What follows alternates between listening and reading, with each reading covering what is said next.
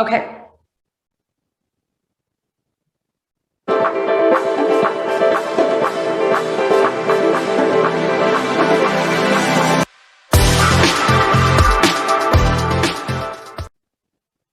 Welcome to Nasdaq Trade Talks. I'm Jill Malandrino, Global Markets Reporter at Nasdaq. Joining me is Matt Schulz, Chief Credit Analyst with Nasdaq-listed LendingTree, to discuss trends in consumer credit. Matt, it's great to meet with you. Welcome to Trade Talks.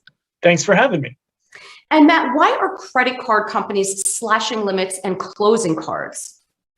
It's really all about them managing risk. We really saw this kick up in a big way in the early days of the pandemic when unemployment spiked and basically people who were safe to lend to one day became very risky the next, and banks didn't know what to do and they kind of retreated into their shells.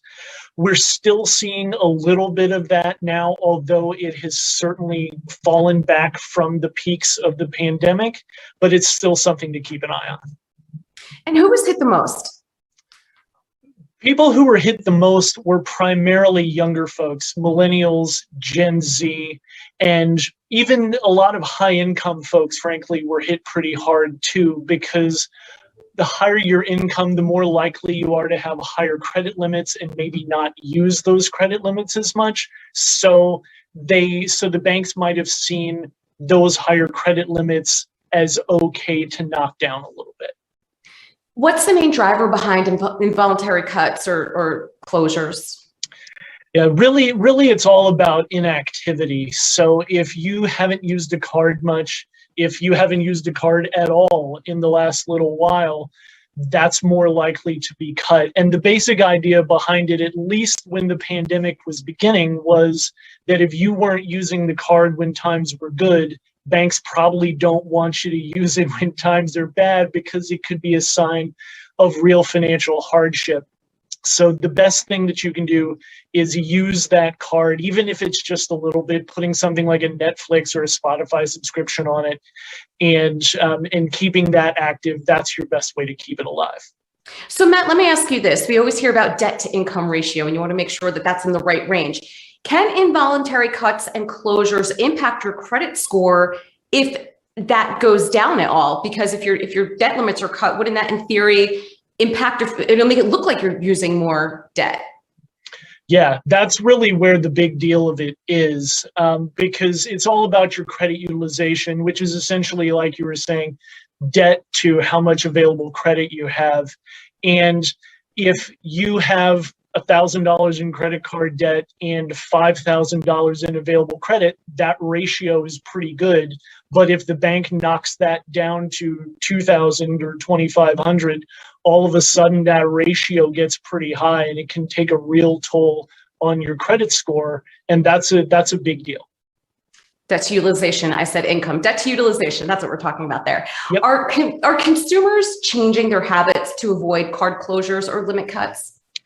Yeah, that was one of the really heartening things that we saw. Was about a third of folks said that they had changed some of their spending and the way they use their cards in order to protect themselves from this. And again, it doesn't take much, and you don't have to go spending crazy. In fact, that's really the last thing you should do. But if you can move a small recurring payment over to a card that you haven't used much, and especially if it's something that you can just set up auto pay for, so you don't even really have to think about it all that much, that's really the best way. There's no foolproof way to keep your card from being targeted, but using it wisely is really the best plan. All right, and Matt, one more question I'm gonna throw at you while we have you here.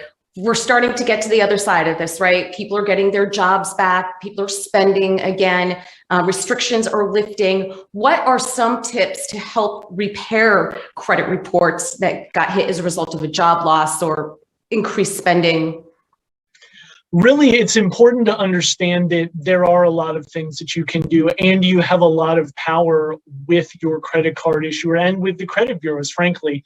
First thing you should do is check your credit report at a site like annualcreditreport.com or at LendingTree and make sure that everything looks as it should. And if banks promised you that you could defer a payment or skip a payment, for example, making sure that they're living up to their agreement with you and not dinging your credit. But the other thing that you can do is you can call your credit card issuer and you can ask them to bump up that credit limit on another card to replace the limit that got involuntarily hit from another credit card that you have. So that's a way to kind of keep that equilibrium there. And oftentimes it doesn't take much more than a phone call to do that. All right, Matt, we appreciate the insight. Thanks for joining us on Trade Talks. I'm Jill Malandrino, Global Markets Reporter at Nasdaq.